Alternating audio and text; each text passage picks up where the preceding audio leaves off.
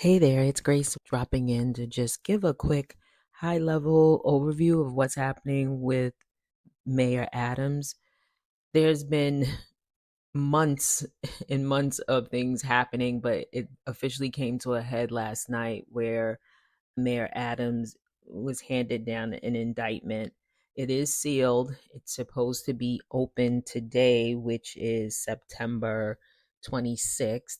So we'll get more details there. But I just wanted to jump in and kind of give an overview of some of the resignations that have happened in his administration, give a quick overview of what could potentially be included in the indictment, and this is based off of the federal investigations that have been taking place, and then what it looks like if Mayor Adams does step down or resign.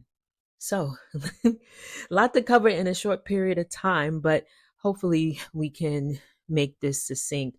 I'll make another follow up video that kind of gets into each of the folks that are being investigated and who resigned. But I want to do that and have more of a comprehensive look at what's included in the indictment. So, let's jump into what the federal investigations are as we know it today, based on seizures that have happened for devices, raids that have happened on administrative officials, as well as people in Adams' quote unquote inner circle. So we can start first with the Caban brothers, and this probe focuses on whether James Caban, the commissioner's brother, profited from his family connection by selling consulting services to nightclubs. So there's Edward Caban, who officially resigned from his role as NYPD commissioner on September 12th. And James, his brother, they're twins. He used to be a cop as well, but he was fired from the NYPD in 2001 after he was heard on a recording threatening a cab driver. And more recently, he started a nightlife consulting business. So after some of the searches by the feds happened, a Brooklyn juice bar owner publicly accused the mayoral aide, Ray Martin, of trying to extort him by claiming he would receive better police treatment if he hired James Caban as his consultant. So that's part of the investigation where they seized the phones from several of the precinct level YPD officials.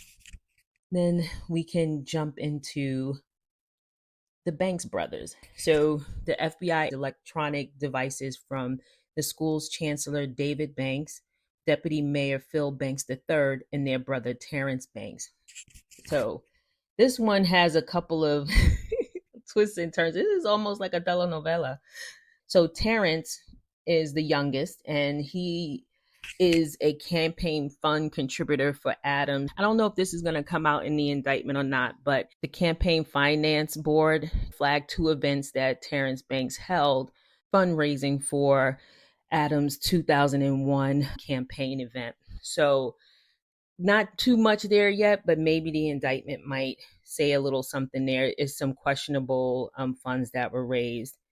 Then they looked at Phil Banks, who once owned the City Safe Partners. This company scored a $154 million contract in January to provide emergency fire watch services for the New York City Housing Authority. So where it gets a little sticky is that Sheena Wright is the fiance of David, who is the school's chancellor, and sits on the NYCHA's board and voted to approve the emergency contract. So you can see where there's conflicts of interest and shady business happening. So the City Safe deal is just one of numerous government contracts under review as part of this ongoing probe into Adams' administration. Now we can move into the next group, which is the Turkey influence. So there's an ongoing investigation into possible illegal foreign donations to Adams' campaign. And if you remember, even before this last raid, there was some campaign adjacent officials, I mean, they're not officials, but consultants that they had their Brooklyn home raided, and that one was associated with this Turkey influence. So let's get a little bit more on the indictment so we can be thorough in what's included there. But the long story short is that you shouldn't, if it's alleged that there's some money from Turkey that's coming in to help some Turkish businesses here land contracts. So basically saying that they may be accepting money from foreign entities, and that's illegal. Adams' ties to China, including raids on a Queens mall that hosted his campaign operations. Then the last one is a separate probe that involves subpoenas served to a Brooklyn church over potential business with Adams' former chief of staff. So basically, what should come out in the indictment should be around the Caban brothers, the Banks brothers, and the Turkey influence, and then anything else that they may potentially have found through the various raids. The China connection and the church association in Brooklyn, that should be something that's ongoing and separate, but we'll see. And I'll provide some additional details there. So just so we can get familiar with some of the names that are involved. So let's just get into a quick rundown. I mentioned that there's school chancellor David Banks, who's engaged to Sheena Wright. He basically stepped down on September 24th and indicated he had advised Mayor Adams earlier this year that he would be stepping down to retire. So his retiring is effective December 31st, and he was appointed to his position in January 2022. The next resignation, which isn't wrapped up into this indictment based on what I was able to research so far, is Health Commissioner Ashwin Vasan. On the 23rd, he announced that he would step down by January 2025. And he basically said that he needs to spend more time with his kids, where he has young kids that are not even teenagers yet. So he wants to spend more time with them. He began his career in early 2022, and he was pretty much at the tail end of the pandemic. His main focus was on mental health, impacts of social media on teens, and really leaning into that role. And that makes sense because he was one of the leaders for a nonprofit, Fountain House, that works with services for people with mental illness. And then we have Police Commissioner Edward Caban. He stepped down on September 12th. And like I mentioned before, he was only in the job for 14 months. And he is tied into what could potentially be in the indictment. Then there's Chief Counsel Lisa Zornberg. She stepped down right in the same time as Caban. And she basically concluded that she can no longer effectively serve in her position. Adams didn't have a comment on her stepping down or anything leading up to her resignation. So that's going to be interesting. But one of the items that's come up is there's a senior advisor for, and this may be in the indictment as well, Timothy Pearson, who is one of another person that is on the charges claim, but he was a former NYPD inspector who was accused of sexual harassment in March. And the court papers for that outline how he allegedly touched a subordinate, made unwanted advances toward her, and then derailed her career when she resisted his advances. So it gets sticky because obviously when you have a case against you, you have to pay for lawyers. And I mean, from a city perspective, like these folks in office probably make anywhere around $200,000 and up, which, you know, in New York, that's almost, it's not a lot of money, but to everyone else, that is a lot of money.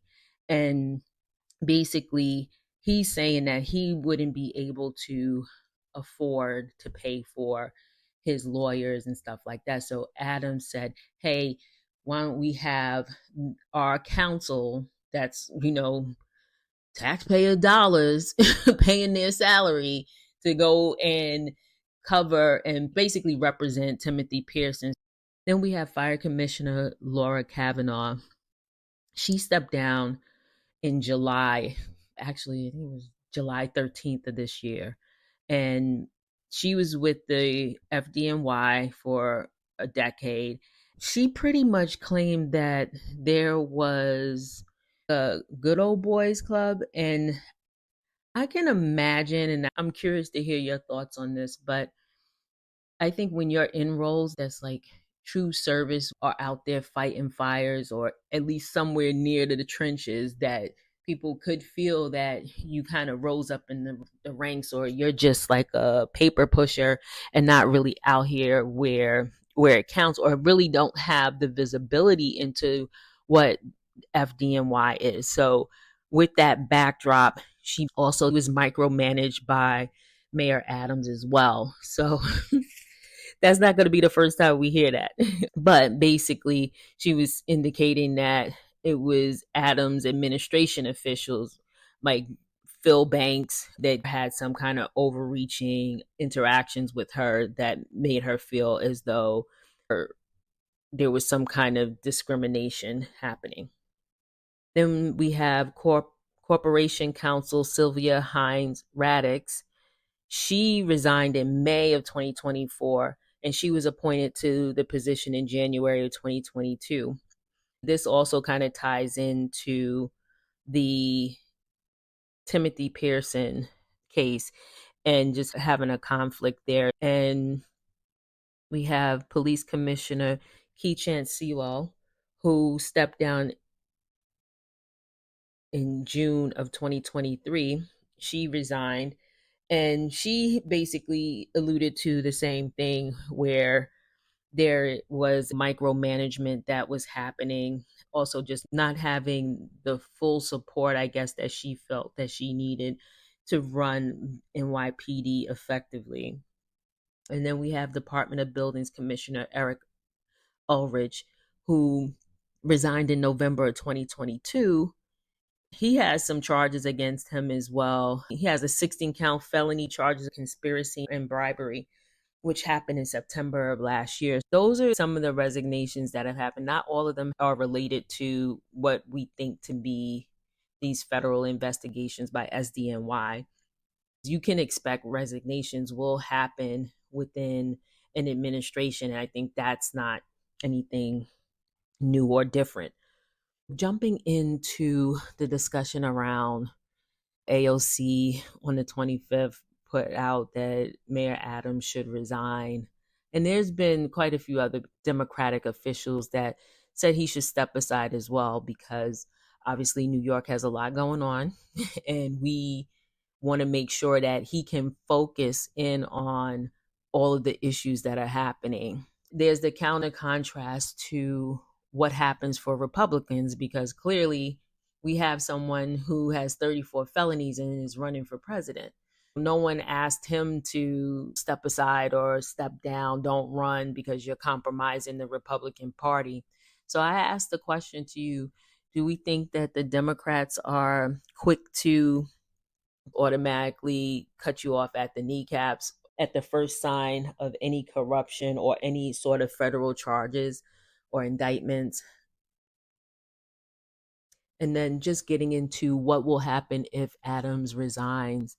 Public advocate Jamani Williams will assume until they have a special election. So that's where we are. I'm interested to hear, what do you think about Eric Adams? Is this just to go after all Black mayors, which is something else that's floating in the atmosphere? We could look at the Atlantic City mayor, Marty Smalls. So there's been talk, the Atlantic City mayor, Marty Smalls Sr., is not resigning after being charged with abusing his teen daughter. Mayor Brandon Scott in Baltimore, who they really were calling him a DEI hire when the shipping vessel crashed into Francis Scott Key Bridge and caused the collapse. Is there a targeted takedown of Black mayors? I'm curious to hear what you think about that as well. Let me know your thoughts and comments. I know we had a lot to cover here. Hopefully this will give like a little backdrop, and then we'll check back in once we get information on the indictment. I'll talk to y'all later. Peace.